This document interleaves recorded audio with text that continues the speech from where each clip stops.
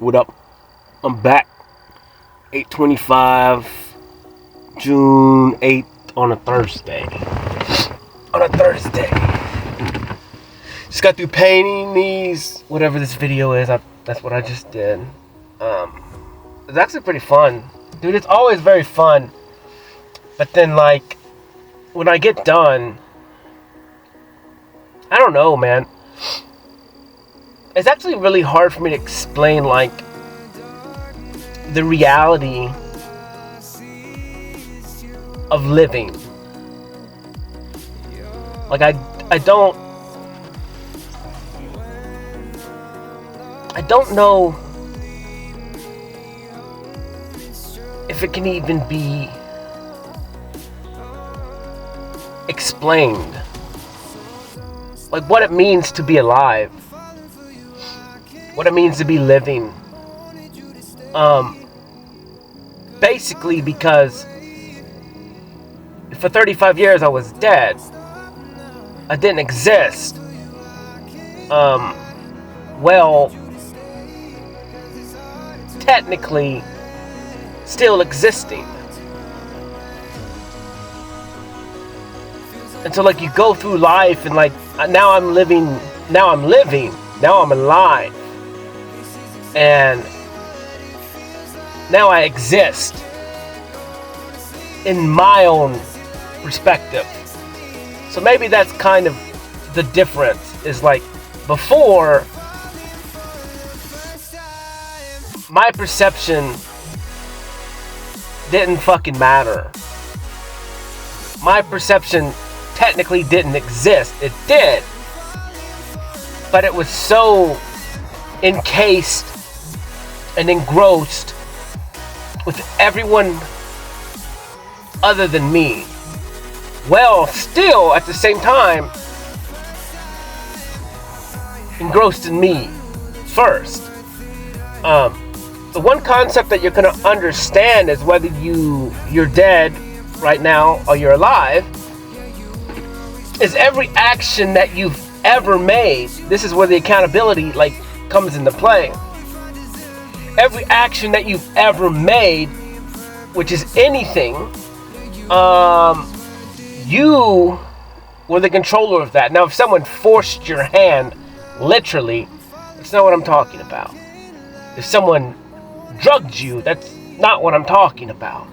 If someone infringed on your free will and physically made you do something, that's not what I'm talking about. But what I'm talking about is every action, every reaction, every proaction.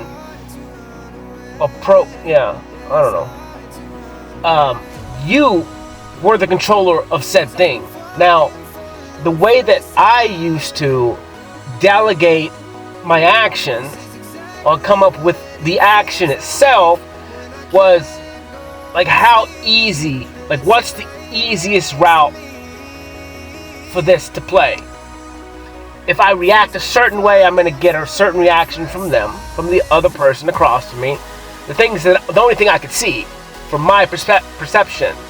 And so I just learned that if I can cater to their life, if I can make them at ease, if I go with their ideas, it's easier, technically. You don't have to deal with this or that, or being belittled, or told you're stupid, or told you're dumb, or that you're wrong, and that whatever it is that person believes, like, it just becomes, it's the easier way. Now, being that I didn't really look outside of, I didn't look at me any of this time, you know, I always did it because, like, I always just went with them because it was easier. It's not worth it. I already know each individual person. They're not going to change. Nothing I say is going to change their mind. If I do say something or anything that remotely is going to be different than their logic or their mindset or their perception, I'm going to get, you know, it's going to become a battle. It's going to be this. It's going to become aggravated, maybe. And so, like, I just learned from a very fucking little age, like, just let them have it, you know. And then, like, I mean, I tried to stand up. You know, obviously growing up you have an issue with your parents or whatever. And, so me and my mom always butt heads hard. But, for everyone else, it was just a little bit easier. Plus, like, fuck it. And I just neglected myself in all of it. Like, really, like, but I look back now and it's like every choice that you ever made, like, that was on you. Like, every reaction that you took was on you. Everything that you blindly followed, that's on you. Like, if you listen to anyone, your mom, your dad, your boss, your friends, your brothers, your sisters, like, if you listen to that and follow it blindly, that's on you. Like, you can't really get mad at anyone. And, as I go through this journey, I mean, yeah, I say everything is stupid, but as far as, like, being mad, like, I have no one but myself to be mad at in the instance of my life, because I was the one who chose it. I'm the one who reacted. I'm the one who did every action or allowed this to happen or that to happen or this or that. Like, it was all me. And so, like, I perceive it was like everything is just a lesson and whatever. That's why, like, the biggest part is just to own everything, because it makes it easier. So you don't even have to decipher a bunch of different shit. It was me. And then that's the starting point. And then you can go down from there where you're not trying to defuse and hide and run from yourself. And so that's just kind of, I did it that way. I just accepted everything as me. And honestly, like, I think you have to do it that way, because if you start breaking it down, you're gonna hold on to this, hold on to that. You're gonna blame everyone other than yourself. You're gonna figure out a way to whittle yourself out of it, wiggle yourself out of it, out of taking responsibility. And, like, the object of the game is to not do that, but to take complete control of everything and to accept everything as it is, and just go with that. Man, damn it. I gotta talk to somebody. I'll be back. Alright, I'm back.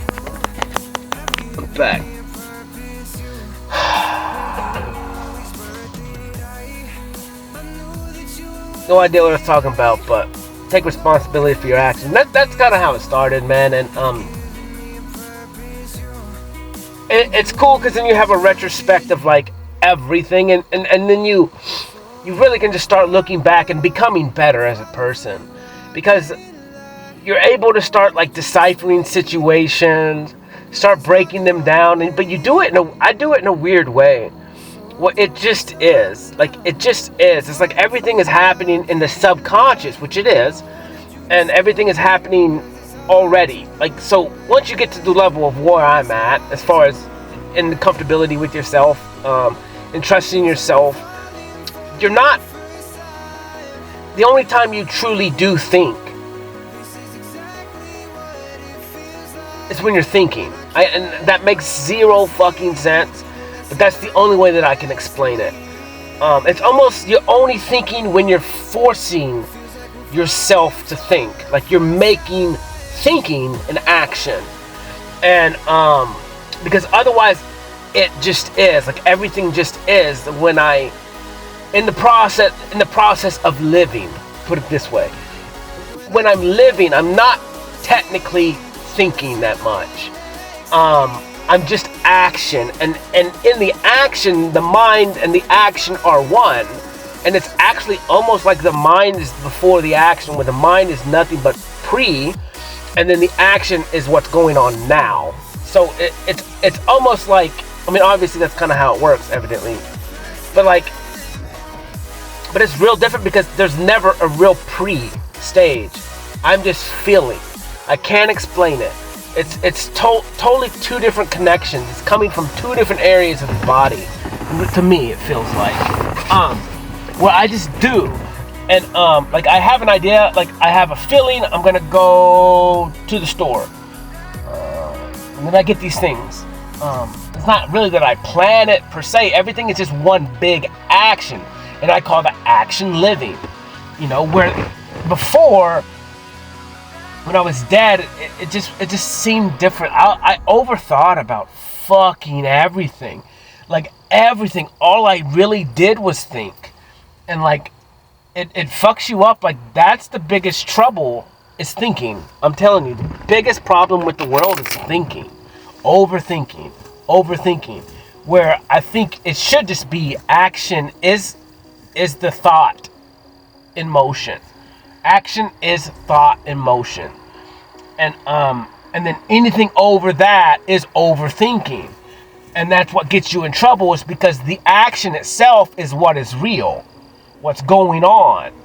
And anything over that, and then you become incapacitated and you start thinking, then you're creating all this other shit that's not even real, but you're such a strong entity, or being, a creator, that you are forging up and conjuring up these other possibilities and ideas, which causes them to become fucking real.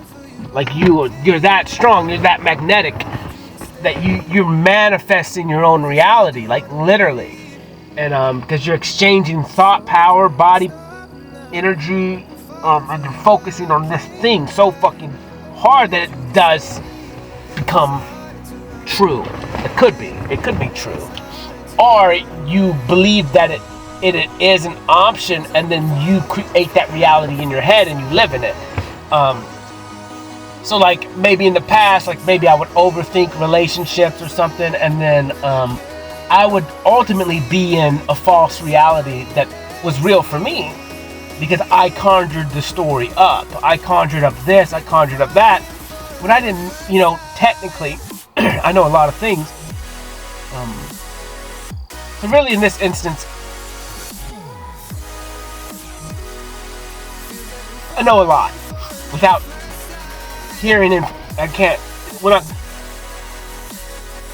conjuring up these stories where you don't have the basis of whether or not it's true. It could be. I'm pretty correct almost every time. But that's different. I have different gifts than other people. I'm stronger in a lot of things that other people don't even understand. Connected to things that you can't even perceive. And as far as the construct of time or reality, I'm above it, I guess would be the word. Or all I am it. Maybe I am it would be better term for the understanding of what I'm speaking on. I am it. As we all technically are it. The difference is I'm it like more than, and that kind of sounds like an up talk question, but it's not a question. I am it. It's not a question. I just don't know how to say it any other way, because there's a separation between it when I say it about me, and when I say it talking about everybody else. There's no comparison. We're not anywhere close. We're not on any level. There's no levels. It's just me. I am it. It's totally separate than anyone else in humanity. It's a different thing. There's no comparison. There's not even a 0.00006% equalness between me and anyone else in reality. There is not. And but I'm talking about things that, but I'm just different. I'm special. And I'm gonna go Disneyland. But I'm just a special little boy. And being special is not good or bad. It's just me. And like I said, everyone's life is max difficulty for them. And that in itself, like I said, is not good and it's not bad. It just is. It's the totality of everything. It's the balance. It's the having opposites for even reality to exist. You gotta have one. If you have one, you gotta have the other extreme or opposite to allow the other one to succeed or to exist. And then you got to learn how to manage that. And then once you can learn how to manage that within your body, and you start to accept the light and the darkness, and you understand that both are equally equal. One is not good nor bad, as long as you stay within the parameters of free will. When you don't infringe on someone's free will, then all these parameters of existence, they're fine. Because then they have guidance, they have rule, they have limitations. It's when you step outside the box of love, which love is the rule, love is the line. Real love, not love of man, but man's pride and ego, or their understanding of existence, or their power dynamics, or their own evil wants and desires, of their own bloodlust, or their own lust, which I obviously, I'm still working on the concept of lust. But I think lust is weird. Lust is a weird thing. I think lust is connected to, obviously it's physical, sexual energy. But then, I guess you could lust materialistic things. It's almost like having a want, and maybe this is why it's negative. Because you're having a want, then you're using your real energy, your mind, the power of the mind, and you're creating other realities and scenarios. And in those actions, or in the speaking of the tongue, or in the projection of energy, and you're sending it to another person. I would almost even say unlawfully.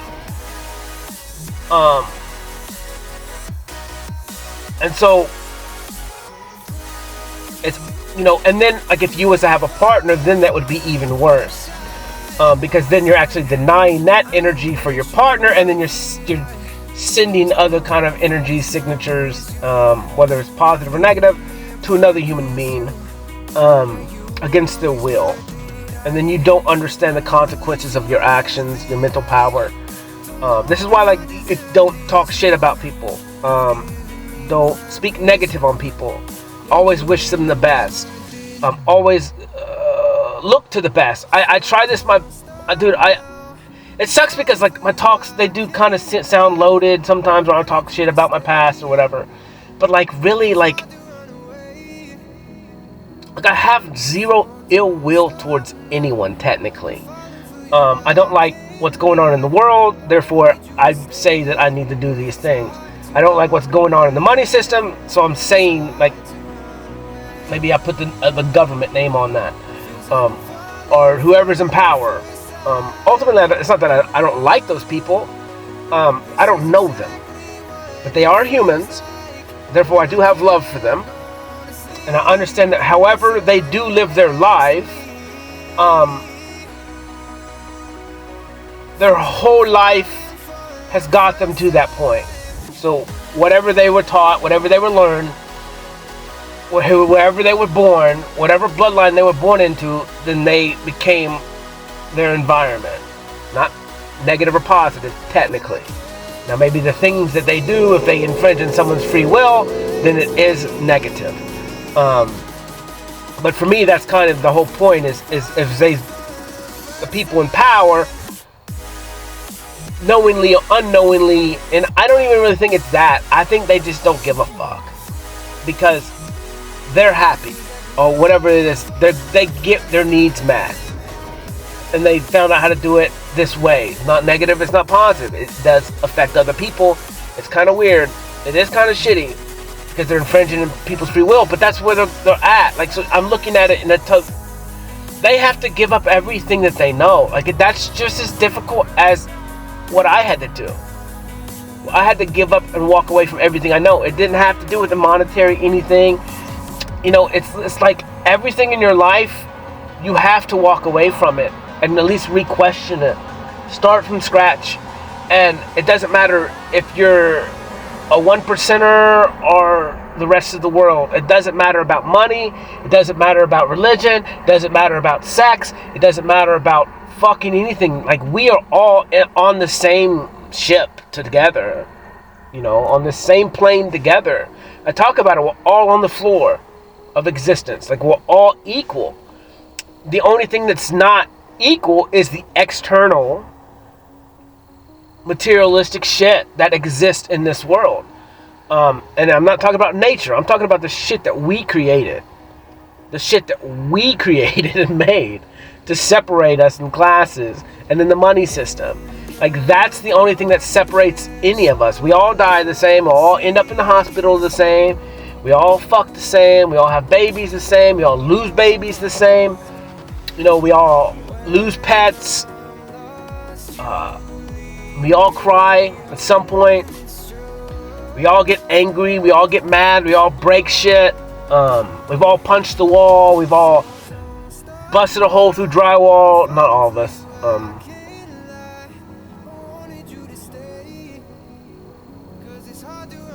Slammed our head on the walls. You know, dropped our food, choked, failed. Like, we've all done the same shit. Like, we're all equal. Skin color has nothing to do with that. Race has nothing to do with that. Religion has nothing to do with that. Money has nothing to do with that. Like, we are all the same. And so, like, really, like, this move that we have to make to bring back real equality, which is really weird when we're fighting for equality. Our women are fighting for this or that. Our different groups are fighting for equality. It's like, you guys aren't even fighting for the right kind of equality. Like, I don't even think you even know what equality is. Like, we're already equal. And that's the point. Like, they're fighting for something that we already have. The equality to exist as a human. Like, we already have that equality. The only thing that is not equal is materialistic shit in the money system. Really.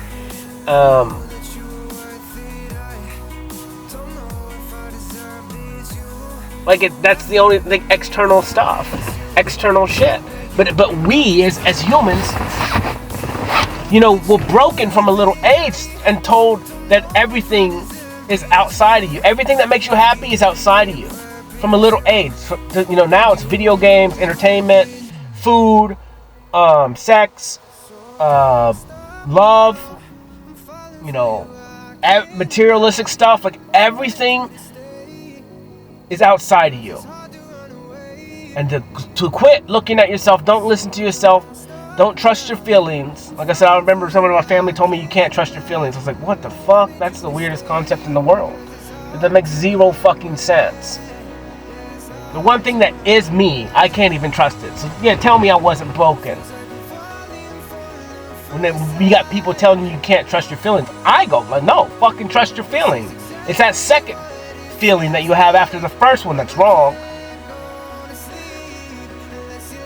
But that's the lesson you got to learn. It takes a lot of practice and starting to listen to it and then walking in it. Like, you have to live within that action. That's living. Everything after that is death. The first thought that you have is life. Anything after that is death.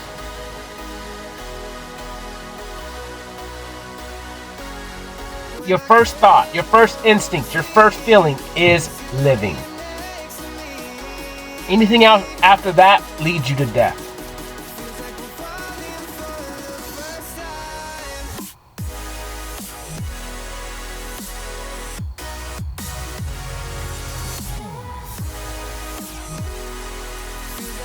And I'm looking at scenarios in my life right now to see if that's the truth. And for me, I think it is. Because what happened when I said the statement, I'm starting to break down scenarios. Starting to break down scenarios of like, well, maybe I shouldn't go drink, or go to the bar and get a couple beers. But what's happening is, if I looked at it that way, like, I'm not going to death, I'm going to drink a couple beers and eat supper. But then I meet someone there, like, that's me living to do an action. But if, depending on how you perceive it, you could say, well, then that's negative. Is leading you to death, right? But everything technically is leading you to death. So it's more like the first thought is you living now, in the now. And really, like, when you live in the now, you're not thinking about death. You're not afraid. You're just living. And when you're thinking about death, then you're incapacitated. You're afraid. And then you're dead, technically. Because there's no action. And when there's no action, there's no living. And, So I mean, I look at this because it's everywhere I go, I'm always living. I'm always trusting my first instinct, my first feeling. And it's not even really an audible voice or anything. It's just a feeling. Like this happens, and I'm watching myself progress through the now, and then this is the next step. Like it just is. Like I can't even explain the totality of living.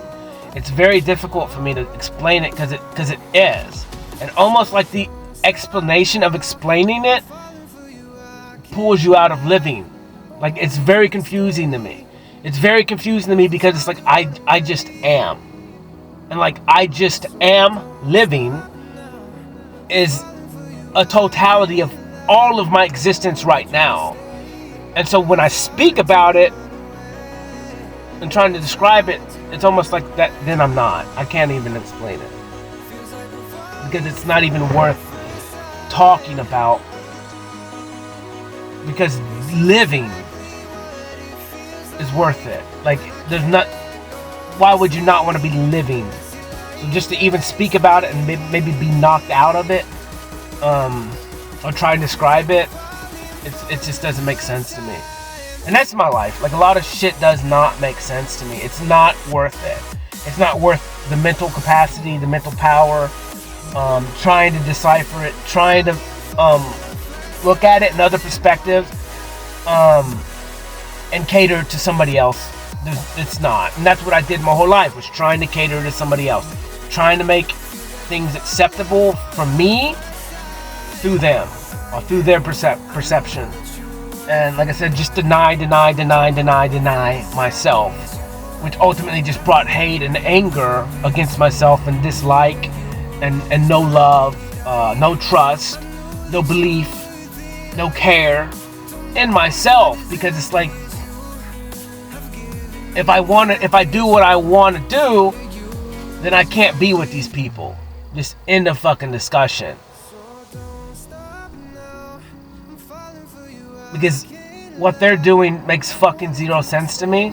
It does make sense in one instance. It makes sense enough because I'm not gonna test it. I'm not gonna go against it, because I know once I try to go against it, I'm gonna break it. And it took me 35 years to do that. Because the brainwashing was so fucking strong that I was like, there's, that and the pride and ego was strong. Because you can't be wrong.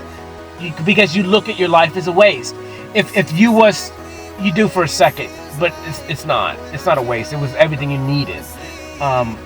But I look back, and like I said, it's like, dude, I'm the one who chose to follow this blindly.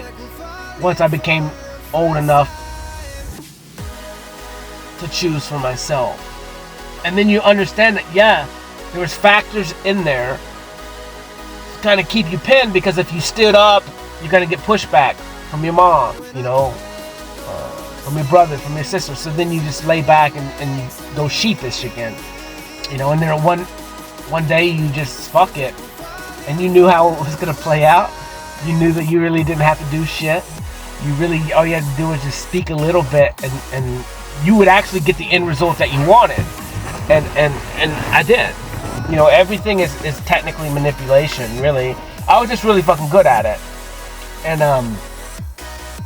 you start to look at yourself. That's where this self-sabotage shit comes in.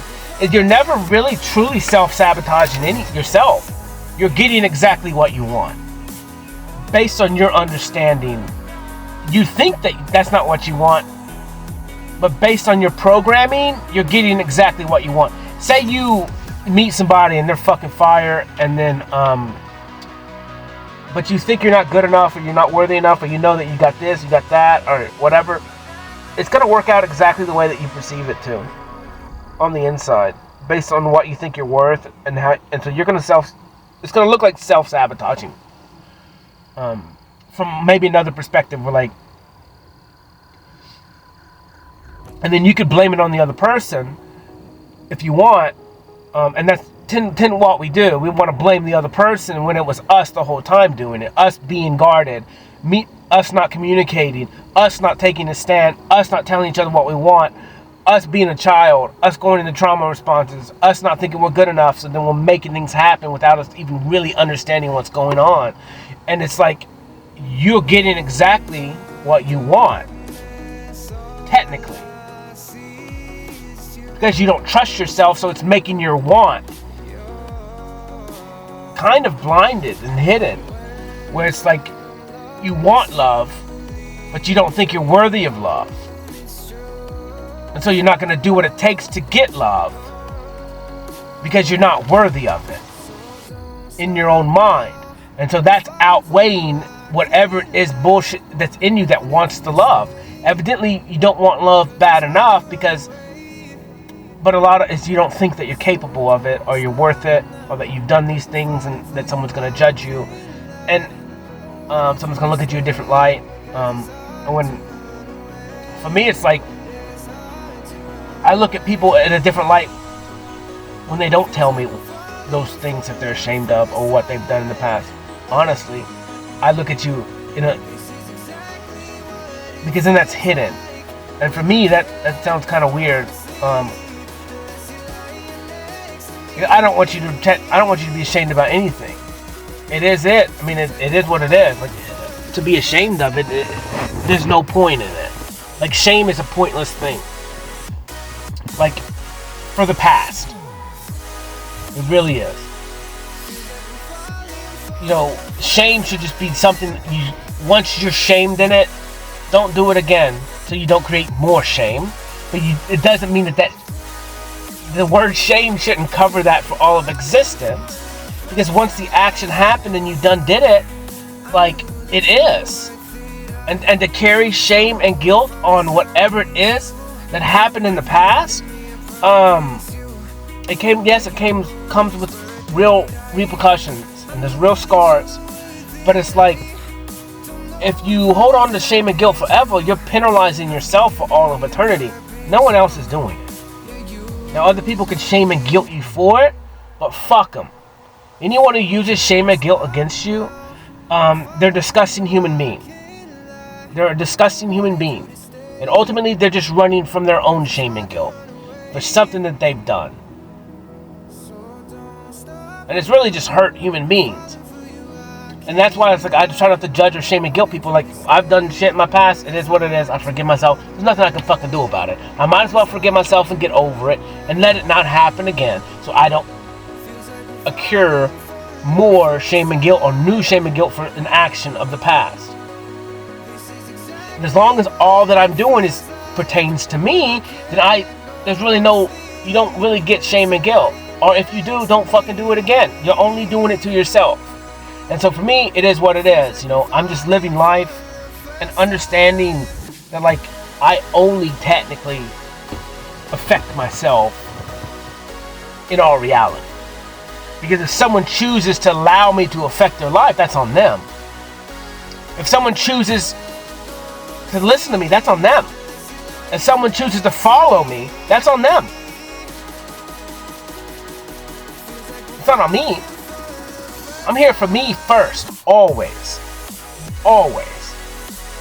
Because I already know that nobody else can make me happy. It's my decision. It's my perception. It's my action. It's my fucking duty. Now, I can maybe make someone's toes curl, but that's not happiness. I can maybe give someone a hug. I can give someone a gift. I can maybe temporarily give them pleasure or joy or laughter, but I myself cannot make someone happy. And then all those actions that I do, those don't even make the other person happy or smile or joyful or toes curl unless they allow or choose to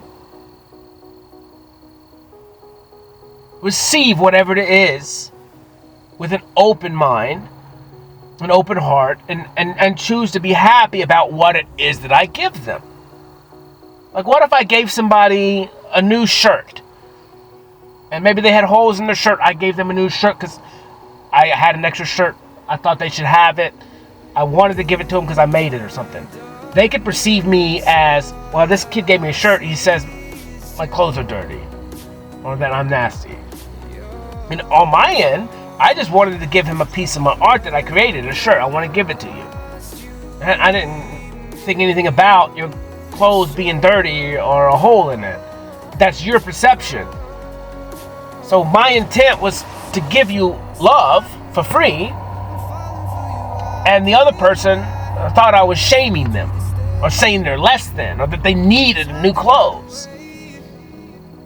And so I kind of look at my life where I did a lot of that through 35 years because I had traumas, I had insecurities, I didn't think I was good enough, and so I just walked through life with a negative fucking attitude that everyone was shitting on me, everyone hated me, or everyone looked down upon me or felt sorry for me, when in all reality, like, none of that shit is true. None of that shit, I don't care now. Even when I talk about stuff in my past, it's like, when I talk about stuff in my past, like, it's never intent for anyone, number one, to feel sorry for me. I don't give a fuck. Leave me alone. I don't care what, like, don't feel sorry for, I'm sorry for what? For living life? For going through life? Like, fuck. There's nothing to be sorry about. It sucks. And like, as life progresses, man, like, I'm going through life and it almost like my empathy is, I still have empathy for people, but at the same time it's like, man, there's nothing I can do. It's almost fucking, so what I'm learning is, like, there's nothing I can do. I can just show up in the moment, tell you how I feel, love you, but I can't fix your problem. I can't fix your emotions. I can't fix your understanding. I can't fix and change your perspective. So I can walk around with an overflowing cup. That's just drip. I look like a flower girl throwing flowers everywhere down the fucking aisle. Everywhere I go, I'm throwing love, love, love, love, love, love, love, love. But you can pick that love up, but if you don't even fucking know what it is or how to use it or accept it or receive it, nothing changes.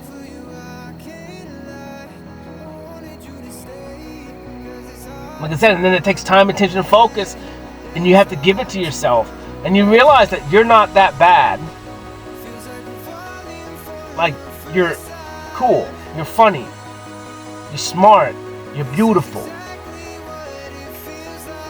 You are exactly what you are. Like, end of discussion. If you were supposed to be something different, you would be. But you're not. So how do you live in that? That's kind of how I'm perceiving a lot of things. It's like, if I was meant to be different, I would have. You know, that's kind of the body image issues or something. Like, if I was meant to be white, I would have been white, but I'm not. If I was meant to be 6 foot, I would be 6 foot, but I'm not.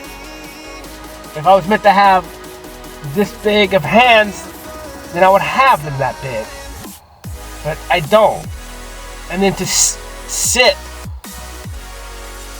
and live within a realm, live within a cycle of what I don't have or why I'm not this way, you know, longer than 1 fucking second, and that's too long, is ignorant. Because, like, it's impossible to change it. Now, it doesn't mean you can't go get plastic surgery, but to me that just, I don't know, I'm kind of I'm actually, I don't think it's a good choice.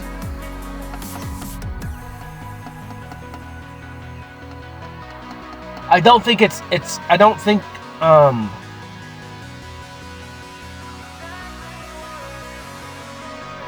doesn't solve a problem. It only solves one part of the problem. Like, say you don't have big tits, you got little itty bitty beautiful titties, and because they are, doesn't matter what size they are. Everybody loves titties, and you're subconscious about it. And if anybody says your titties aren't big enough or good enough, you don't need to be with that human being. They're a jackass. And they're just a jackass. But when you get them done, like, it doesn't fix the self-image problem in the head. It just moves it around, literally. And it doesn't mean, don't mind. They look good. I'm cool with it. But for me, it's like the problem. Fix the problem. And it's the same with all the pills that put you on bipolar medicine, that put you on anxiety medicine, that put you on Ritalin, it puts you on all this antidepressant stuff, but they're not fixing the problem. They're not even going after the problem, which the problem is some type of trauma in your life. It's a mindset. And then when you go to therapy, like I said, that in itself is good, but you have to be working on yourself more than an hour a week. And you actually have to face it. It's like training in the gym. Like if you, whatever, to each his own. The more you go, the more results, or the more totality of the thing that you do, the more you put into it, the more you're going to get out of it. Right? And then you got to be consistent in that. Consistency is key. Always. In everything. In anything. Really.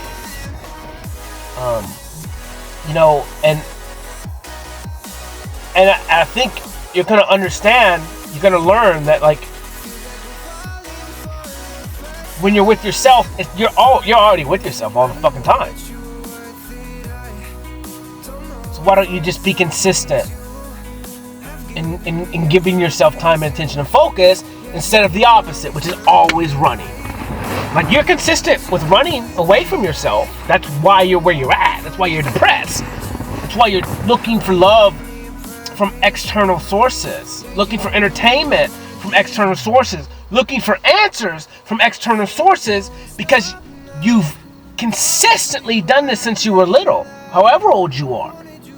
And so you think that this is the right way, even though if you was to slow down and stop for one fucking second and really sit there with yourself, which a lot of people can't do, like really, and start to scan their life and just ultimately just start with, what do I feel right now? Am I happy? Can I even sit here with myself? Or am I going to start going crazy? Or am I going to watch my thoughts? What's going to happen? Am I going to start going through a loop of, oh, pity me, I'm sitting here by myself, I'm crying, I'm sad, I have no one to love, and no one loves me, oh, pity party me, something's wrong with me, and you just go down this draining hole of all this bullshit that you actually are. You're actually all that shit. All that shit is true. It really is. In your perception. At the time. And so I'm going, well, if that's the case, you got there alone. Because no one else is in the mind with you. It's only you. And then you start breaking that down. You start to... I looked at myself as like a fucking challenge. Like literally. Like what... I did it that way. I did everything that way and it got me here. So I already have all this information of fucking not what to do. Like it's pretty simple. You just mapped out everything. Like you know what not to do because it got you here. So now let's just start doing shit that you've never fucking done before. Like look at yourself. Give yourself time. Start talking if you've never talked. Start writing your thoughts out if you've never wrote them out. Start playing. Start going outside. If you're inside all the fucking time watching TV or screen or video games, fucking live outside for a month. Instead, every time that you're supposed to go do what it is that you're used to doing, the habits that you formed, do the opposite. You owe it to yourself to at least try something different. You already know what the old shit feels like. You can go back anytime. You already know what it is. Maybe try something new. Go out there. Start spending money on yourself, I guess. Start skipping. Start doing cartwheels in the front yard. Start writing poems. Start singing. Paint your fucking car. Paint your clothes. Make a hat. Make a handbag. Give yourself time. Because for me, like me putting on my clothes and hats and stuff that I've created, I am emotionally kind of messed up.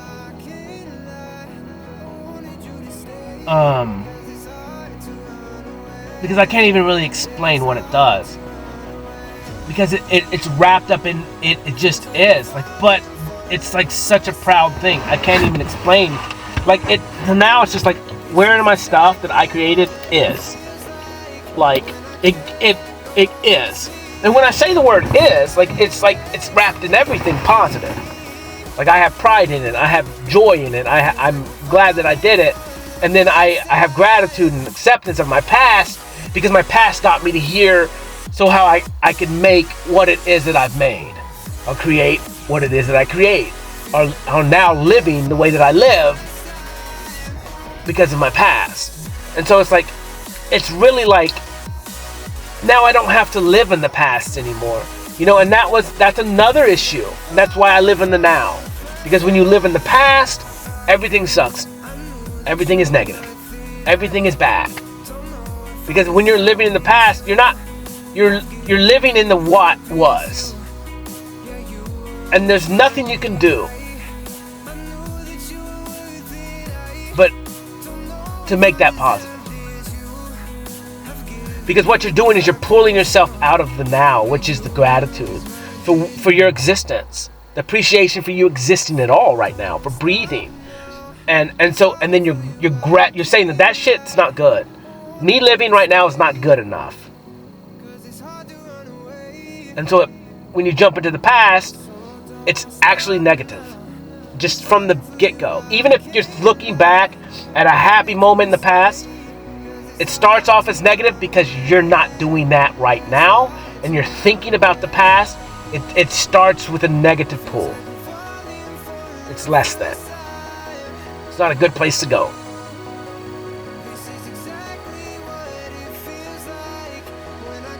Because it's almost like you create a bubble, and the outer coating of that bubble is negative. Even if it's a happy moment. You remember that time I hit that home run? You're saying that and you're bringing up a happy time, but then you're also in regret of the loss of that time. Because you have to be. Because you're going, do you remember? So you're going, that time in the past is more important than the time now. And so that's a loss. That's a negative. It's a minus. And this is why living in the present is so fucking important. It's so important.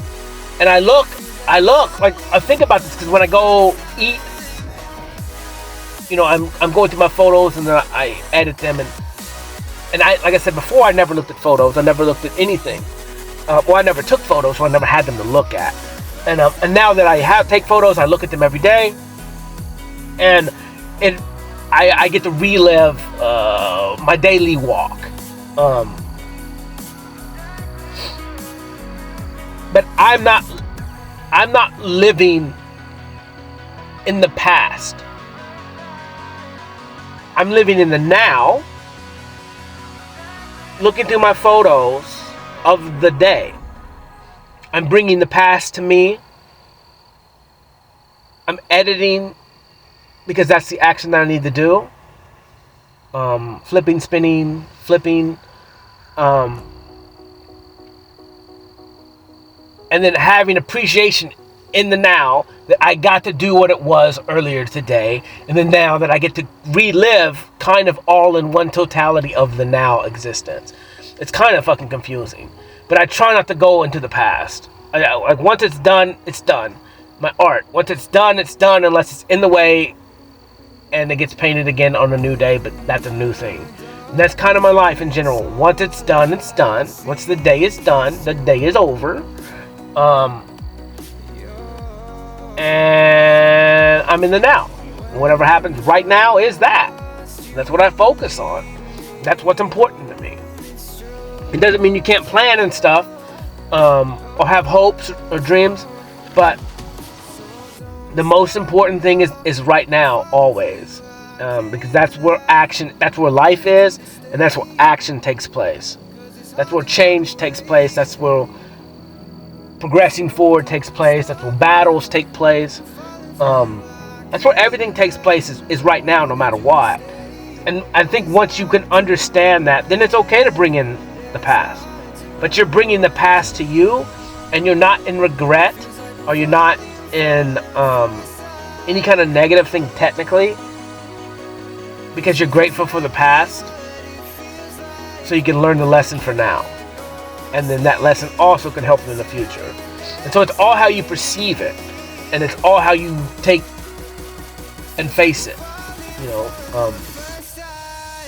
That's like the biggest thing, is what I look at the past as it is that, but I'm grateful that I had it exactly the way it was.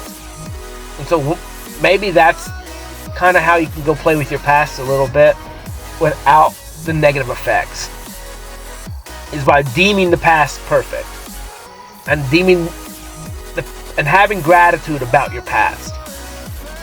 And it's all about the past is perfect. There's nothing you can do about it. You can't fucking change it and happen exactly the way it is. Accept it in the discussion. Find a way to make that positive. I'm thankful that everything happened, because if it didn't, I wouldn't have met her. If I didn't, I wouldn't have been here. If the past wasn't like it was, I would never have created art. I would have never loved myself the way I do now. I wouldn't be in here in my truck right now talking. I wouldn't have created this. I wouldn't have created that. I wouldn't have became a better person. I wouldn't have had, boom, whatever it is. Like, the past has to happen exactly the way it was. Now, in the present, that you can control the outcome of your life. It's you. You're the controller. You're the decision maker. You're the walker. You're the talker. You're the spanker. You're the banker. You're everything. You're the only thing. And you're in control. So if you don't like what your past was, now is the time to walk forward differently. Because if you continue to walk the same way that you did up until this point, why would you think that anything is going to be different? Like, that's a fucking delusion. And that's delusional as people may think that I am. I'm not that fucking delusional. To continue to do shit and expect different results. Continue to be in the same religion, and maybe one day I'll be happy. Continue to meet with the same people and think that our dynamic is going to get better. It's delusion. It's insanity. It's not going to get better. Things don't tend to get better in a two-party system. They only get worse unless both parties decide to grow together. To sacrifice things, to sacrifice their past and their old ways to become better. It's the only way anything will change. And so you look at divorce or this or that, like, nothing ever changes. One person wants the other one to change, but the other one's not going to change until that person's ready to change. So whatever it is that you're doing is pointless if you're giving the other person all this hope and trying to get them to change. They're not going to change until they want to. Doesn't matter how much you love them, how much you want to help them or give them time, attention, and focus. If they don't want it, you're only hurting yourself. And that's kind of where I'm at, It's like I love myself completely. and I'll meet somebody in the future who's capable of loving, who wants my time, who wants my attention, who wants my focus. Because I've gone around through my lifetime trying to give that to people, and I get shit on in return. And so now it's like, fuck that. That's stupid, and it only hurts myself. Because I was trying to maybe force that shit on people. And, it's all my fault. It's negative. I didn't communicate well enough, maybe, or whatever. And, who knows? It doesn't really matter. My fault. And, some things just don't work, I guess. Because it's a two-party system. It's always a two-party system. So, like, it doesn't matter what you do. Like, there's nothing you can do about it. And so, like, when it's meant to be, it will be. And who you're supposed to meet, you're supposed to meet. And then every person that you do meet, like, you got to understand that, like, they're all for lessons. Maybe it's love for a short time or love for a long time. It doesn't really matter, but it is here, and enjoy it. Live it up. Learn whatever you can from it, and appreciate it in the moment. And maybe if you'd learn to appreciate what you have in the now, you wouldn't lose it. And I think that's kind of a lot of relationships, is we always think about how it could be better. Like maybe the now isn't good enough. Maybe the relationship or the time that we have with somebody is not good enough. It could be better. Or you're looking at yourself going, they should love me more. And then that's just, like I said, that's that self-sabotage type of shit then you start to like build resentment, and you're like, well, she's not giving me enough attention, so I'm not going to give her enough attention. Because you're pissed off like a child. And I've personally probably done that for sure. She's not going to reach out, I'm not going to reach out. Fuck it. If she's going to be stubborn, I'm going to be stubborn.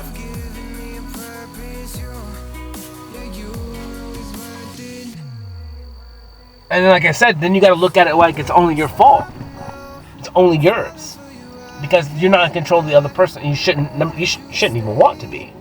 And then if they're not wanting to reach out, then evidently, fuck it. It's not up to me. I could have hopes and dreams and aspirations and want till my want fell off, but nothing's gonna change until the other person figures out what they want.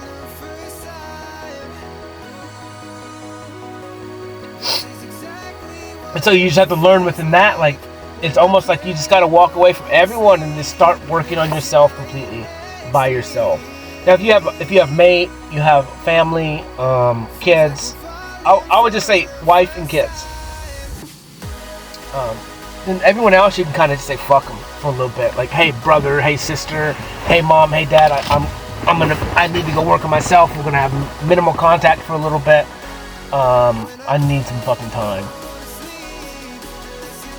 And then just go on your thing. They're gonna get pissed off and whatever, but because they're not gonna understand. It doesn't matter how you put it. It doesn't matter how you do it. Honestly, if you told anyone like I'm leaving, it doesn't matter how you word it. They're gonna feel negative about it. They're gonna think it's something on them, and fucking it probably is. Obviously, I'm stepping away from you because you're fucking negative energy, and I can't grow around you. Just end the fucking discussion. That's the truth. You're fucking negative. You bring me down. I got to go. Maybe that's the best way to do it. Just be blunt as fuck. You're negative as shit. I'm not coming over here. I'm doing nothing but shame and guilt. I'm not fucking coming over here. What's the point in that? I'm not gonna bless you with my presence and my fucking protection.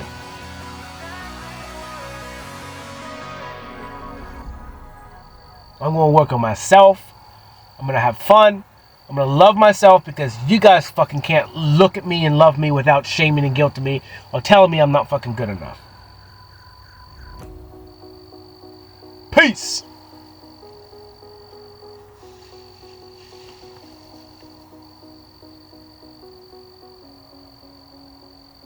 And it sucks, like, you gotta be that harsh sometimes. I talked about it, like, honestly, when you go on this journey, man, you gotta fucking burn bridges. Like, literally burn them. Because, number one for you. Number one for you. Because you need zero distraction.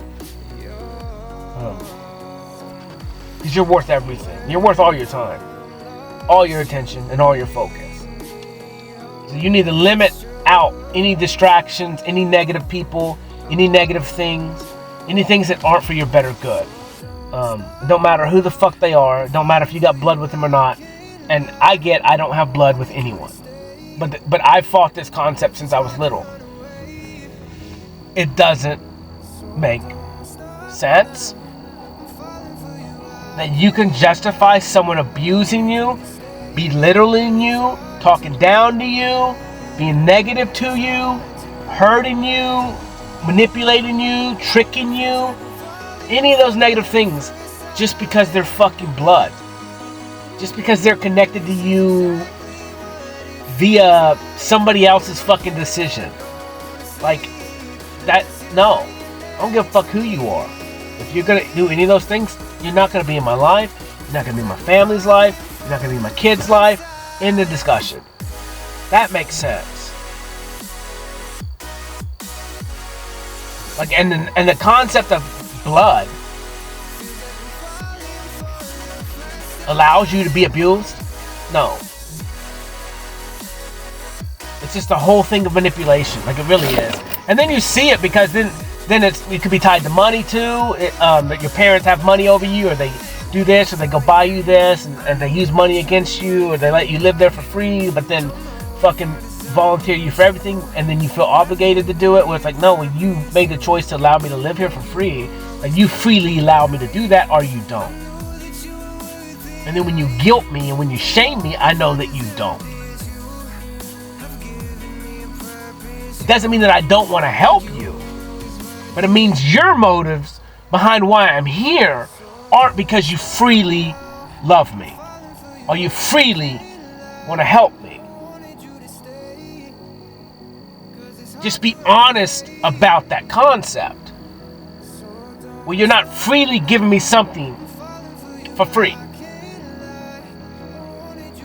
There are strings attached.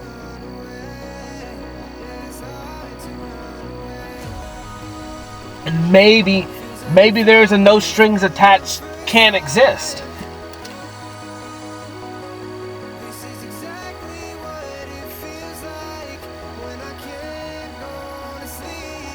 Like, maybe the way that humans are wired, the way that our energy signatures work, the way our energy fields work, maybe that's not a thing. Maybe it's impossible for there to be no strings attached in anything that we do with other humans. Because anything that we do, there is energy collision. There's energy evaporation by each other's body. I don't know any other word, where I evaporate their energy into mine, and then they're going to evaporate my energy into them. When we come into contact, when we come within our energy signatures of each other, when we merge realities and we're co-creating in an existence. And this is just at the littlest level, as once we're talking, when we're in each other's vicinity, when we're talking over the phone, our energies are clashing, and there's resonance or residue or energy charges or discharges by both of us.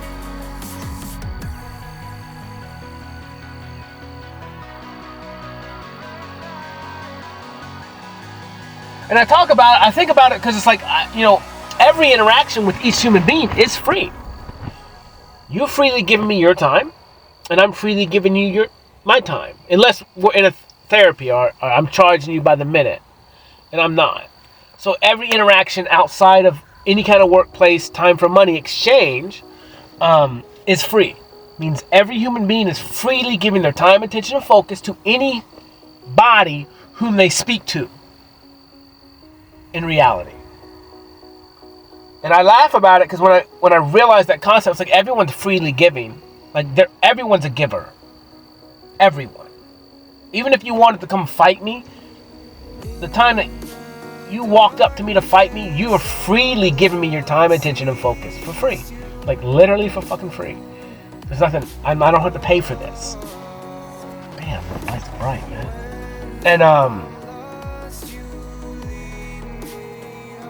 And so I laugh because it's like, if I reciprocate, then I'm freely giving him my energy. And so in those scenarios, you would just deny him and then not fight him, and then not freely give him. And then so it cost him something, and it cost you nothing.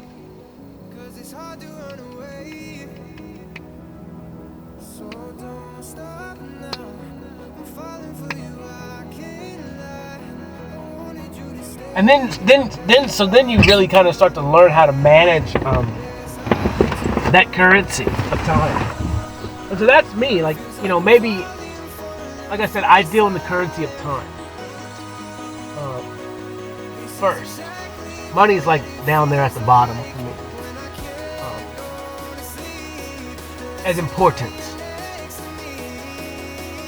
So ultimately, a lot of what I've been doing is managing my time as currency. So like, instead of being financially illiterate, I don't give a fuck anything about that shit. Technically, my time is way more important than any green piece of shit that I can wipe my ass with. And so I look at the way that I manage my time, and then who am I investing my time in? Where's my investment going? It's going to me. Always. In my art, in what I'm creating that will have monetary value. It does have monetary value. So like, I'm investing all my time and my money in me, because it's the only investment that's worth me investing in right now. I tried to invest in somebody, but I got nothing in return. So it was a bad investment, I guess. But not really. I don't think it's a bad investment ever to invest in people. It's never a bad investment to invest in people. That is reality. That's real. I will always invest in people with my time, attention, and focus, with what I can invest in, which is the highest currency in all of existence. This right here is technically investing in people. I'm investing in me first. This is my product. This is me. I'm giving myself the time. I'm investing in me, and in return, I'm creating content that will help other people, can help other people. And then it's just infinite return. It's kind of like what the government did, or anyone who overruns and kills a whole race of people and animals and takes over all the land and then steals it and then charges people back infinite return. It's a tax system. That's what they did. That's what the government did. They understand that time, attention, and focus is the highest currency in all of existence. And then they mimicked it. And then they stole it from everyone. And they continue to steal it from everyone. They're stealing your time, attention, and focus, and causing you to put it outside of yourself. Because when you give it to yourself, you become your max potential, which is, you turn from a sheep into a human. You go from being a zombie to being alive. You go to living. And then you understand what true freedom is. And that's the freedom to fucking create whatever reality that you choose so. But the only way you can create the reality that you choose so is by having enough time, attention, and focus to do said such thing.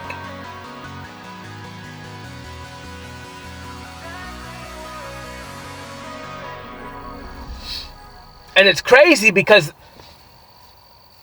they did such a good job as until you can learn to imagine for yourself what you want, they're imagining for you. That's what the tech is.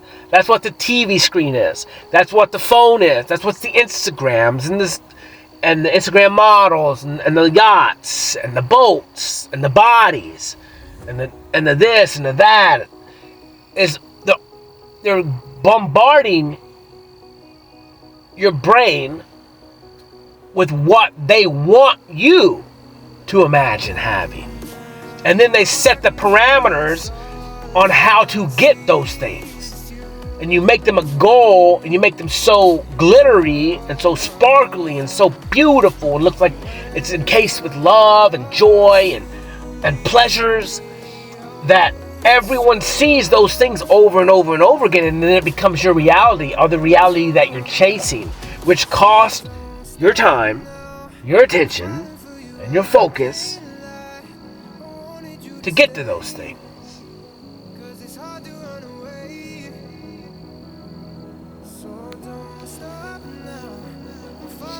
So you do what it is that you do.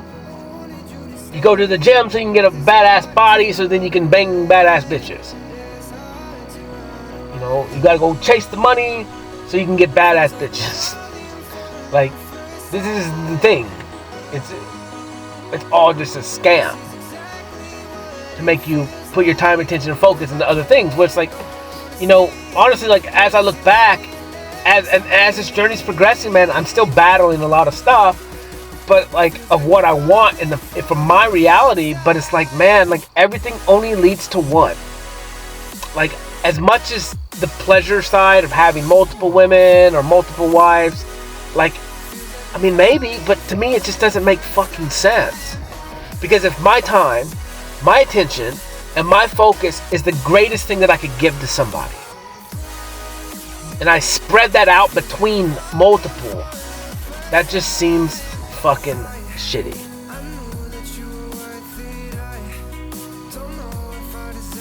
It just really does. Because if I had multiple women, then I could only give each one my time, attention, focus right now for them, and then the other ones would be in lack. And I just don't, man, I don't really see it. Even though, as much as I would love to just have multiple, it just doesn't fucking make sense. It really doesn't. It's shitty. It's like, I can't let my pride and ego, or evil or lustful desires, or pleasure-based desires, overrun like somebody else's life, like affect somebody else's life. You know, like, you gotta have control within yourself, and treat others the way you want to be treated. So it's like, for me, I wouldn't want me to be like a woman to have me marry me and then 3 other dudes. Like, that's fucking weird. Yeah, I would want her attention when I want it. You know, like, I don't know. I mean, I guess it could work. It just seems, I don't know, it seems weird. Who knows, man? Maybe not. Maybe in the future. Maybe. I think about this a lot of times, because a lot of things that I talk about and say, they could be major pride and ego checks for me in the future, and I laugh about it. Because for me, it's like, if I'm wrong about my conclusion now, yeah, it's gonna hurt a little bit in the future when I have to pride and ego check myself. But I'll meet that road when it comes, and then it's meant to be. And I'll actually be proud that I have to go against myself in the future if I have something wrong. I'm fine with that. That's part of growing. That's part of understanding that the information that I have today is what it is, and that with future experience and time, attention and focus, and something that comes with knowledge, then everything can change. The parameters can change, which causes the outcome of the equation that I previously was looking at. Now it's different because the equation is actually different. Therefore, the outcome could be the opposite. It could work in this instance. Or if I had the exact variables that I needed to make this equation work. You know, that's kind of how math works here. It's because the right variables for the answers that you want. That's why I say math doesn't work a lot of times with certain scenarios. But the way that we've done math is we knew what the answer we wanted was. Therefore, we just created a system to confirmation bias us on the outcome that we wanted. That's why I think math is stupid. And yes, it looks real in the sense and the context of which we use it. But that's because we wanted certain answers, and this system that we created was because this was the answer that they wanted. And then these were the variables to get that answer. You want to create a slave society, these are the variables you need and in the time that you need them.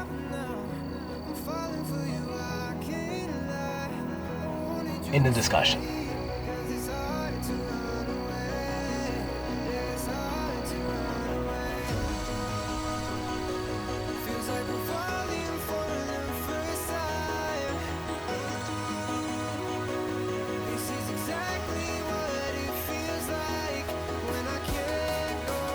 I don't know, man. Life is fun. Life is fun. I'm trying to think what I'm going to do. I'm probably going to not talk super much longer. And maybe go get some food. And then come home.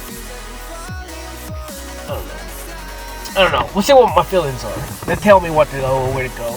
And a lot of times, like, I'll go places later at night because then I meet people and conversation and stuff like that. I need to be there to meet them, to be with them, to listen to them, to talk to them.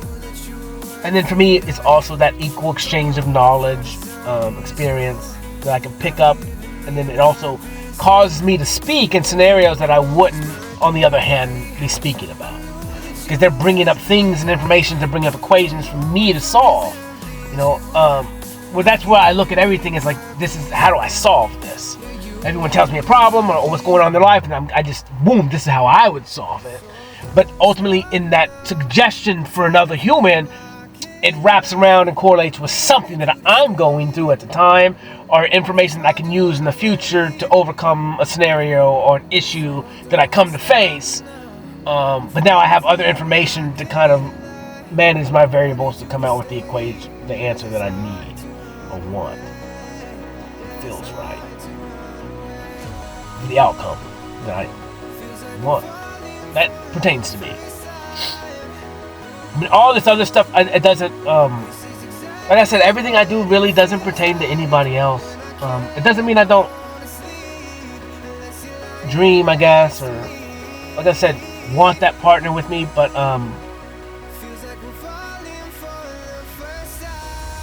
when they get here, they'll get here, and, it is frustrating. It's very hard because I have another buddy, and he's tell me he's alone and all this shit. I'm like, man, I get it, bro, because I do talk about it and I do think about it, but I don't live my life in that.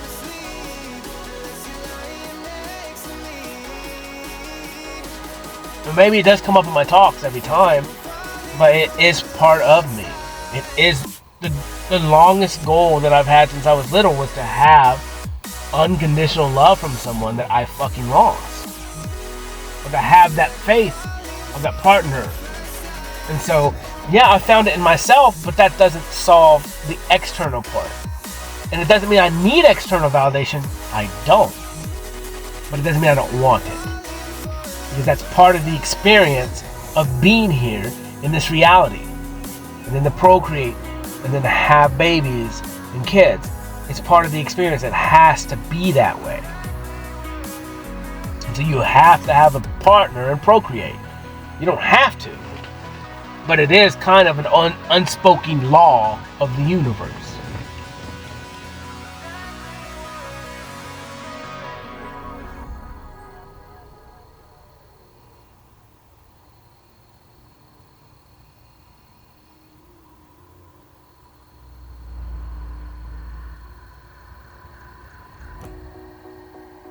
I don't understand the concept of why you would never want to have kids.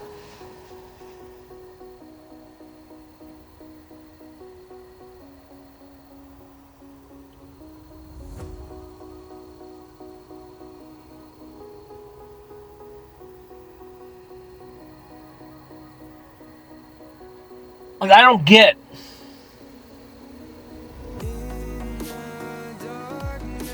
Like, it's one thing if you're not capable of it.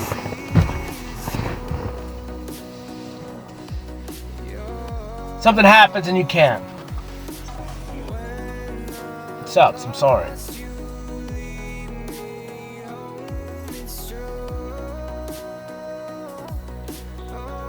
But I guess maybe that's why animals are so crazy right now. Like, as far as everyone has animals. Because I think everyone technically has a yearning. Something written in your DNA. To procreate.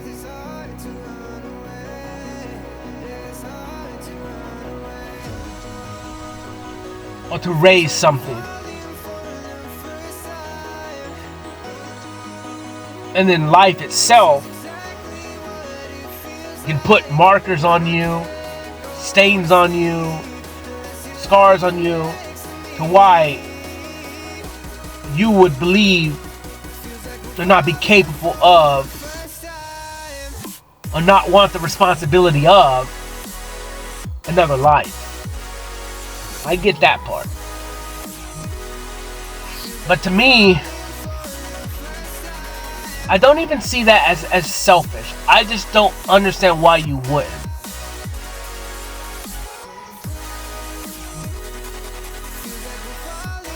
Like, why you wouldn't want.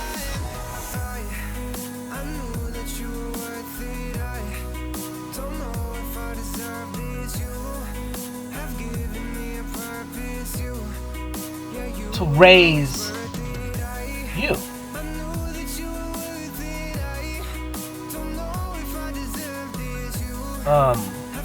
Better than what you were raised.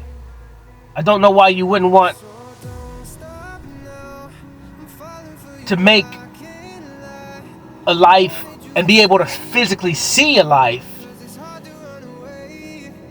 be better than yours, and know that you were the controller of that, or you were the influencer of that. Well, that kind of helps.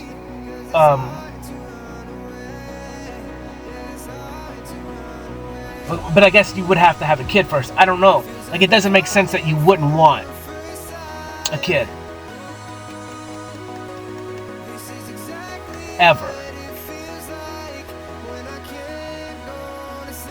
I mean, I can perceive when you're 16 why you wouldn't want one. Or 21 or 23. Or you're not capable based on the money system to provide or something like that. Or it's going to end your nights out. Or you can't roam the streets. Or you can't be on sexual benders, or you can't do this or that. That's fine. I get it. That makes sense. You know.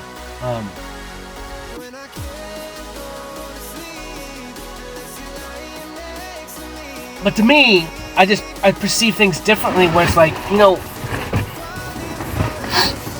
like the things that you do before you have a baby, like you gotta heal through that shit, or your baby's gonna have it.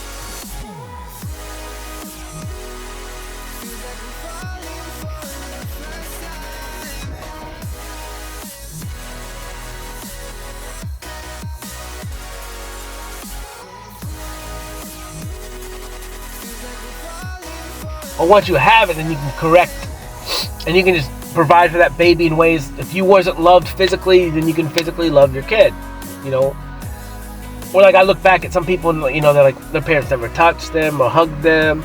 Like for me, none of that happened. Like I said, the whole cuddling thing is fucking. It's not weird. It's honestly not weird for me to do it to someone I want to cuddle with. I'm cool with it.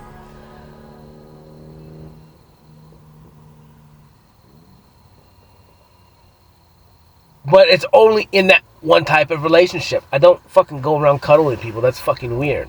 I don't go around hugging people. That's weird. I do hug people now when they ask. If I'm okay with that, yeah, I'll hug them. But it's only if they ask me. The boundaries are up. Like I mean, I'm still bound. I have a lot of boundaries now. But yeah, man, I don't know. I don't understand the concept of not having kids. That doesn't make sense to me. or not wanting them. Just doesn't make sense to me. Like, something had to happen to make up, like, and a lot of shit happened to me. But I've never come to that conclusion of not having a kid. But everything is catered to you in your life. I would just want to see on the big scale, because I think the generation behind me, a lot of them are not having fucking kids until later, which is cool. I mean, I'm old, so I'm not gonna have kids, and I'm not old. Older, based in year time, but I'm young as shit in reality. But yeah, like, kids talking about having vasectomies at 23, 24, like, that doesn't make any sense. I get you guys want to fuck, that's cool, but it's not cool enough for me to get sniffed, you know?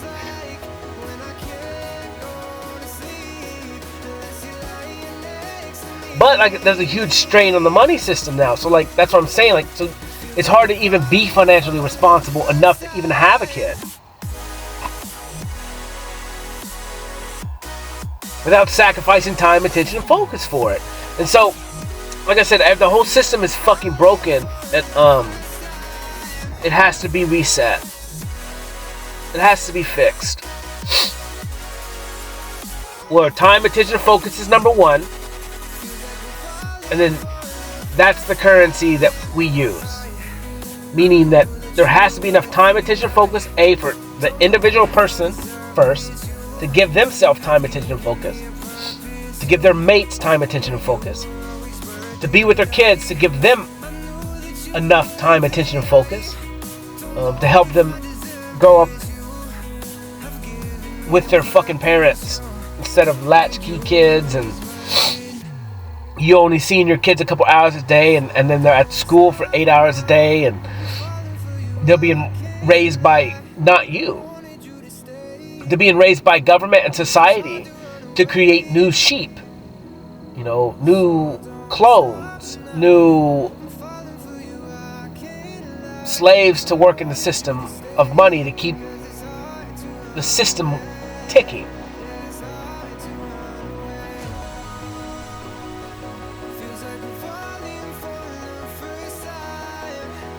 Like, there's many ideas in my head how this is going to work. I just don't know. All I know is time is going to be different. It's going to be divvied up different. And the exchange is going to be different. How it's delegated. And like this, in my head, it just makes so much more sense to have basic needs met. And go back to a understanding of family. Two household family.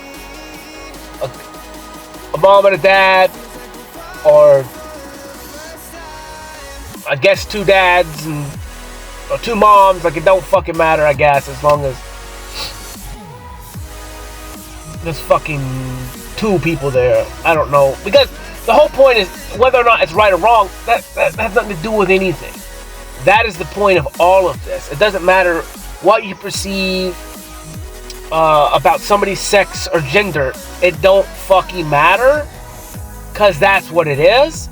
So now, as people of the world, and not a sect of Christianity or a sect of another religion controlling the way that the world works, no, it is like this. This is the way the world is. We can't fucking undo it. So now let's figure out how to make it okay for everyone to live together as humans. And the only thing that's really separating any of us from anything is rules and regulations created by other people other than us. And that we blindly follow and trust as truth. When we can't even absolutely know if any of that is true. Take it on blind fucking faith. Coming from religious texts that were translated many, many times, and laws created and voted for by not us, and ideas and stuff from people where these don't even affect them. They can do whatever the fuck they want. And so, like I said, this is a battle of the common people against them. The common people against power. The common people against religion. Against oppression. Against slavery. All of that is the same. You're a slave to something. What is it? Your religion? You're a slave to it. Literally. That's not love. That's not love at all. Love is free will. You read a Bible and a book that talks about love, unconditional love of free will. Don't infringe on somebody else's free will. The whole thing exists because people infringe on other people's free will. But you created this shit. You created the storm. You live in the storm of your creation. Of I gotta follow these rules, and then they're doing something else, but they didn't grow up with the rules. Those aren't their rules. So you're just pissed off that you read a book that says these set of rules and you have to hold yourself to it, otherwise you get shame and guilt that you put on yourself. And these other people grew up or live another way, and they're just living their fucking life, but you're so upset about yours and all the rules and regulations that you're a slave to, and then you're just pissed off and jealous, really. You're just being a little bitch. Don't mind, and who cares what other people do? As long as they're not infringing in your free will, it don't fucking matter. And for you to literally give your time, attention, and focus to something, and to go against it,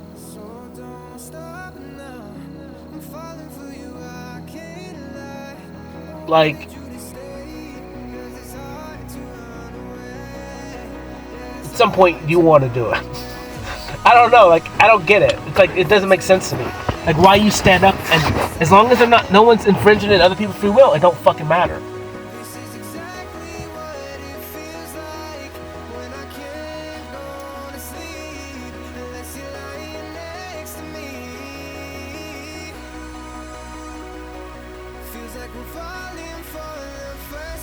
It's so weird. I live in my own reality, so I don't see any of this shit.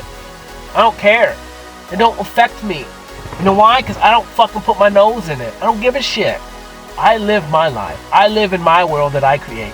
And I'm happy in that. And so to be a Karen, to run around, to go protest shit, who gives a fuck? We need to go against the government. That's a different reality for a different thing. But for you to protest against another way, a human being's way of life, makes zero sense to me. As long as no one's infringing in somebody's free will. If you don't want your kids to see that shit, be better parents. Don't let them watch TV. Huh? You ever think of that? Don't give them your cell phone because your kid's going, mommy, mommy, mommy. You're the bad parent. It doesn't matter what they're watching on the little thing. You're their parent. Buck stops with you. And then there you go, not accountable for your own actions. Instead, you want to go fight something else and blame it on somebody else when it's your fucking fault the way your kids turn out. Nobody else but you. Manage your family. Manage what they watch. Feed them real fucking food. Homeschool them. You teach them. It's all on you. And that's what's wrong with the society. Always blaming it on somebody else. Maybe you shouldn't work so much. Maybe you need to downsize your house so you don't have to go to work so much. Maybe you don't need to be driving a Mercedes-Benz and be at home with your fucking kids. Huh? Maybe that's the answer. Instead of all the other shit. I don't know. This is just me talking. But I do know you're in control of your own actions, and you do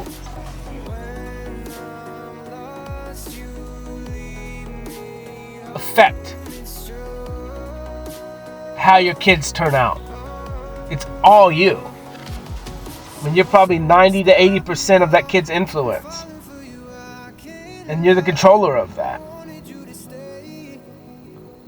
So, whatever happens to your kids, I mean, that's your fucking fault. It's your fucking fault. Your fucking fault.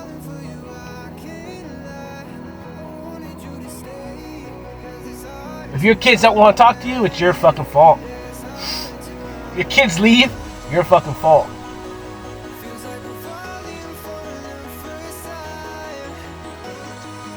I mean, obviously it takes two, but you got to be able to look at yourself and go, yeah, maybe it's my fucking fault. Maybe I choose money over my kids. Maybe I choose drinking over my kids. Maybe I choose video games over my kids. Maybe I choose going out, finding new women, cheating on my kids, or whatever. It's your fault.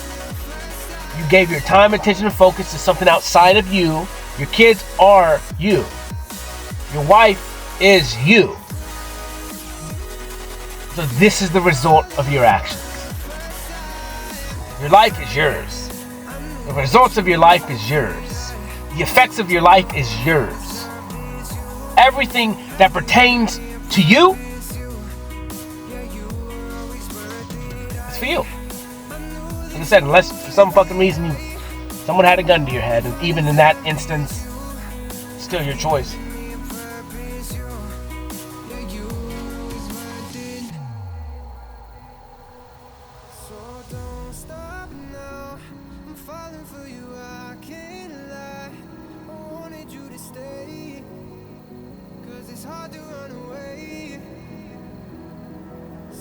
And so whatever, I watch my choices every day, and whatever it is and whatever I'm doing, it is what it is. It will be what it is.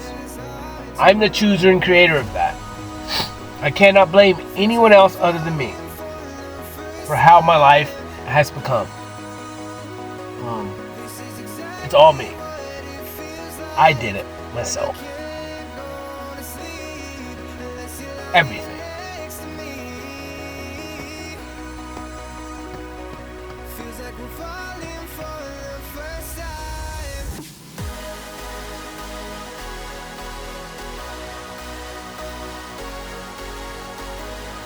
It's not good, it's not bad, it just is. And then you just gotta figure out what you want. What? If this is not what you want in the now, then how do you get to where you want to be? And make sure that that's what you want to be. What is it that you want to be? Maybe sit down and write out what it is, or speak. I like to speak. I don't care technically about writing. I like to speak it. What do I want to be? What do I want to become?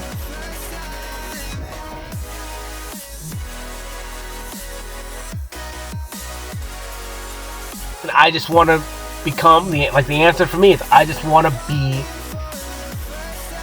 I want to continue to be the best version of me. Always.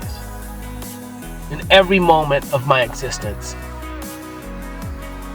I want to be able to stand where I'm at with zero regret. And know that whatever it is that I have done, or in the time that I am doing it,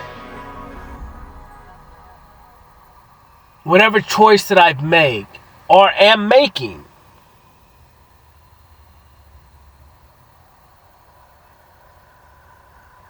is because of me first. And it's the best choice for me, and then if it affects somebody else, then it's the best choice for us. But that I'm just always the best version of me right now with the information that I have. That's the thing. You have to understand that every decision that you do make is based on all your previous life experience. So whatever decision that you do make is the best choice based on whatever variables you put into that to get the outcome that you want. So like, it's you. It's always you. You're choosing everything. You're morphing everything into anything that you want it to be. You could be like, I don't know. You could be doing whatever. It doesn't matter. You know the answer. Dude, those lights are bright. You know the answer that you want, like, and then you justify what it is that you do. So then you just got to learn what answers do you want. Is this something that I want to do? Is this positive or is this negative? And I wouldn't even look at either one of those things that way. But like, what are the repercussions? If I do this action, I don't know, man. It's very hard because it's like almost everything goes within yourself.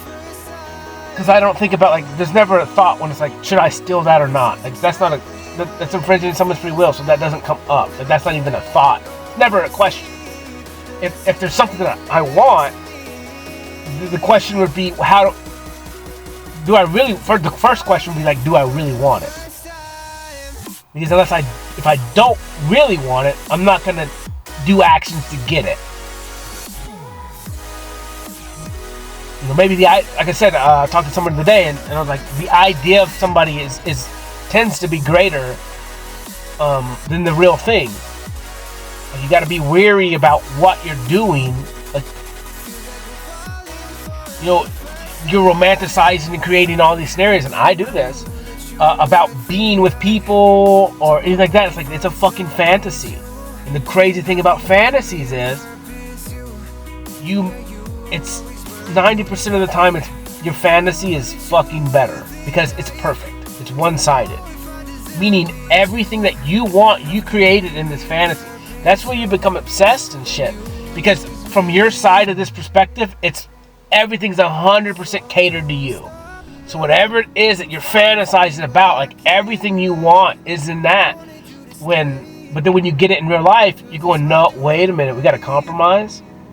Maybe they're not fantasizing the same way I am. Maybe they're into the exact opposite thing that I'm in. And so the fantasy that I brought forth to the table isn't anywhere close to this fucking reality. Now that I have it, like, the fantasy itself is so much more beautiful. And then, so maybe even then you self-sabotage because you start to learn that the fantasy is even better than doing work, than having to grow, than having to change. And I beg to differ. This is why I really don't fantasize much anymore, especially about people. I try not to. It doesn't mean I won't go there in a moment of weakness. But for me, living in the moment, facing challenges with someone, having to fucking speak, you know, having to grow a pair of balls and speak up and say my wants and desires to somebody, having to have fights and battles, like, in the now, like, that shit's real. I want real. I want to live in the now with another living human being, not a dead one. Someone who knows how to live and who's not wrapped up in materialistic dead stuff and fate and chasing a fantasy. I want someone who's alive and living right now. Not someone chasing the future. The future may never fucking come. Like, you're not guaranteed 10 minutes from now. And to think anything other than that is actually really fucking stupid. It's probably the most insane idea to assume that you're gonna live for fucking ever. For 10 weeks. For 3 weeks. For 2 days. And then to procrastinate everything until then. Like, that's really kind of the most insane shit ever.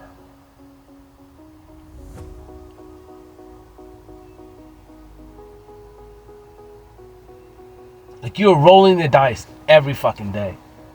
Every second. You could choke on a pill and die. You have a brain aneurysm and die.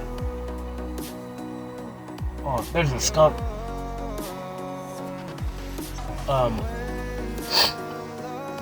So, I mean,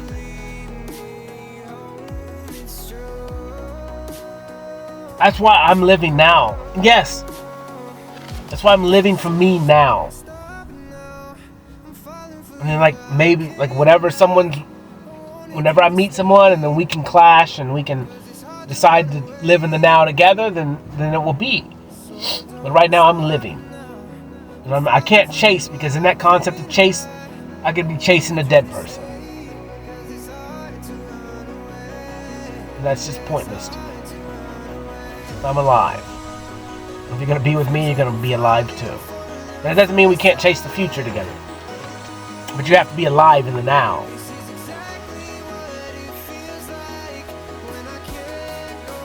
Because then again, if you're in the future, you can't fucking truly be happy.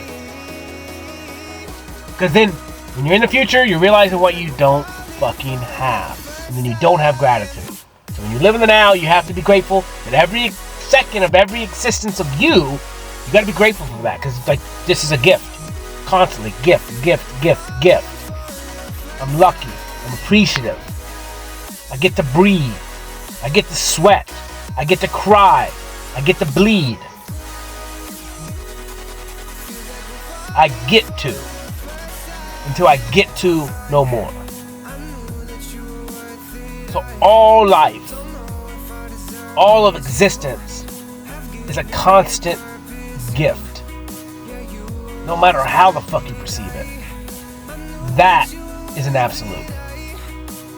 You was given life for free. It's yours. Your life. Nobody else's. Now you can surrender that to somebody, and we have. We surrendered it to government, to our bosses, to money, to this, to that. So all you gotta do is take your power back. It's freely yours. We don't even have to fight to take it back. You just take it back. Stand in yourself. End of discussion. It's that simple. Don't buy into the system. For one day.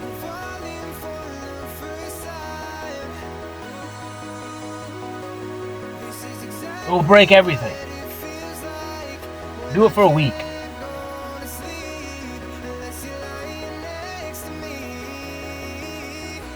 Do it for a week. Stay home for a fucking week. Don't go out, don't go buy. Just stay home with your family. You want to watch the world crash? Easy. Because you guys have the power. We have the power. We are the power. And we're free to give it up. The problem. The biggest problem. But today was cool, man. Painting these pictures of fire. I got a little frustrated today, man. It was weird. I was getting pissed off and stuff wasn't working out a little bit the way it was supposed to, but I knew it was part of the process, so I just kind of went with it. And the end result was fire. Like, that's not what I intended it to be.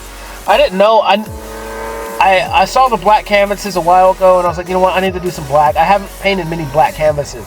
Maybe like these, and then maybe 2 or 3 black ones through my whole journey. But that's it. So, but yeah, the end result of these is fucking fire to me. Like, they look so good. I don't know what I'm gonna do tomorrow. I don't know, man.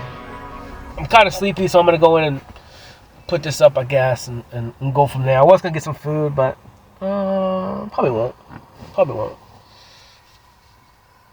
But I don't know, man. Today was cool. Every day is cool. I'm excited about everything. So I enjoy talking. I enjoy listening to myself. I enjoy being with me. I enjoy the now, and I understand, like I said, you do have to check yourself a lot of times, because when you're going through this journey, like, there is going to be things that you're pity-pouting about, or you're being a little bitch about, and, or you know, maybe for me, that I am where I'm at in this journey, and it could be perceived as slow or something, because you don't know everything, and you're doing the best that you can do, but you can be frustrated in that, and I do. I get frustrated in the amount of work that I do, how long I've been doing this, and maybe what it kind of looks like maybe or feels. Even though I'm happy, I'm proud of myself, I'm living in the now and it's awesome, and I really don't get down much. But then, like I said, I'm still human. My thoughts are still gonna get me. A song come up and trigger me. Like, it just is. And when those things come up, you just face them. You give them whatever little credit that you need to give them, because they are something you need to work on if they're triggering you, if they're an idea or something. So you just got to give yourself time and know it's okay. You're human. What is it? How do you look at this? How do you shape this? Like, why is this popping up? Why is this still a big thing in your life? Like, why is it holding on to you so much? Why is this idea the way it is? And then that's something that you can kind of just constantly be working on. Like, why maybe am I still looking for external validation? And I'm not really, but the other person, another person that to continue this journey with, for me, it's just about that experience. Going, I've lived this time by myself, the future, and the experiences that I need now I'm going to have to apply with another human being with me continuously. So I can have that consistency with that person, and so we can grow together, because otherwise I can't grow by myself the way that I can with somebody else, because then I got to learn all these other shit, where like that's the next progression of my journey, is to grow with people. I grew by myself, I healed myself, now I have to have trust in people, collaborations with people. That's the journey for me. So now I gotta do this with people in my life, and so for me it's just like, when are they getting here? When is my partner gonna be here? Like, how is this gonna play out? I understand that that's the next progression for me. I've figured out myself, and kind of, you're not always figuring yourself out, but I've done a lot, and I'm ready to move forward now. And to just kind of have high hopes that is the only future for me, is people. And so for me, I'm not really negative about it, because I'm not sad, because it's like, it will be that way in the future at some point. I just don't know when. And then if I sit here and think of what I don't have, like that's not a thing yet, then that's negative. And so I just have to look at the reasons why that's a huge staple in my life, because it does come up a lot. So it's just, for me, it's just like a goal, I guess, or just it's going to be an expansion of my reality on a huge scale, where I don't really understand a lot. And so for me, it's exciting, and it could even halfway be scary, because it's going to be a lot of new things, and then everything is going to be like this two-party system with every individual, and we're going to be having to work together and having to do this, and you're going to have, I'm going to have to be better at a lot of things. Can't be as stubborn, got to be able to listen, got to be able to react logically, got to stay away from my pride and ego, be able to listen to other people's suggestions, and just all these things that you need repetitive practice in to get better, to become a better leader, to learn how to delegate, that I can't do everything, I don't have the time, to have trust in other people, that they can do a good job and whatever it is that you need them to do. And so for me, it's like, that's just gonna be fun. Where in the future, I'll be delegating a lot of things. Well, up until this point, I don't delegate shit. I do it. I've done it. And so I got to get better at being able to delegate things and surrender to them. For me, it's surrender and allow that to be somebody else's problem. I can't fix everybody's everything, and it's not my obligation. And like, even in everything that I'm doing, and I want to help the world, it's not my obligation to do it. And it's definitely not my obligation to self-sacrifice myself for you. It's not my obligation. It's nobody's obligation. Nobody. But it is my obligation to love you. And it's not even an obligation. It's an honor for me to love you. Holla. Love y'all. Peace.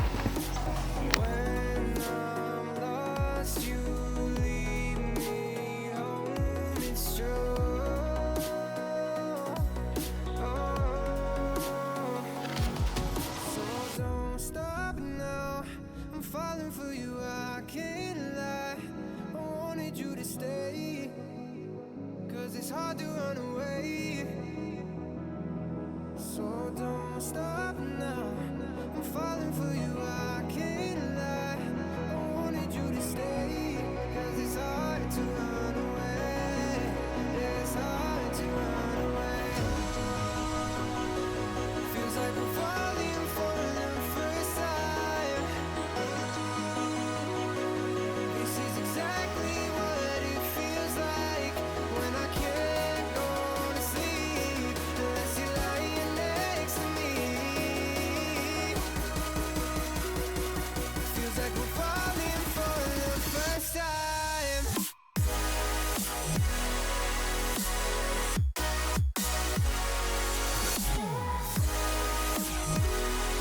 Feels like we're falling for the first time.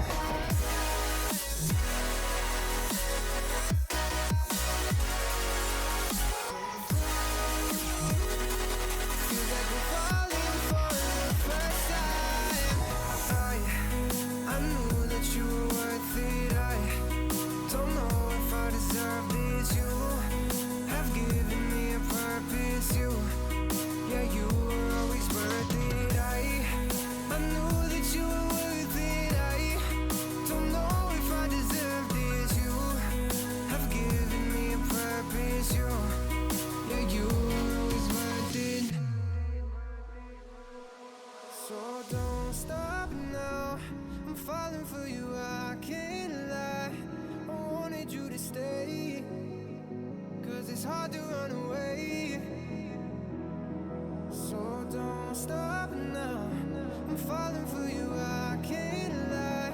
I wanted you to stay, 'cause it's hard to run away. Yeah, it's hard to run away. Feels like I'm falling for the first time. This is exactly what it feels like when I can't go to sleep unless you're lying next to me. Feels like we're falling